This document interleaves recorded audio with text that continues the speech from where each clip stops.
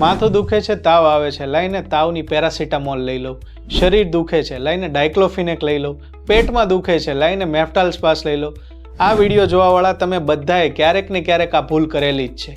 મોટા ભાગના લોકો એવું કરતા હોય છે, થોડી તકલીફમાં પણ મોટા ભાગની દવાઓ લઈ લેતા હોય છે અને જાતે મેડિકલ સ્ટોર પરથી મન ફાવે એમ દવાઓ લે છે.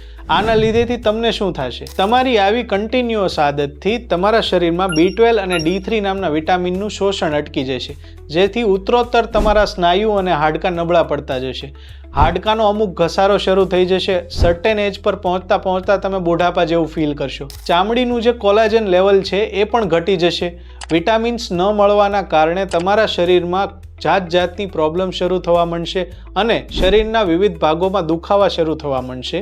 ત્યારબાદ લીવર અને કિડની જેવા ક્રુશિયલ ઓર્ગન્સને ડેમેજ થવાથી ભવિષ્યમાં તમે મોટા ખતરાનો પણ ભોગ બનશો, જેના લીધેથી જીવનમાં પેઇન કિલરનો ઉપયોગ બને એટલો નહિવત માત્રામાં કરવો જોઈએ.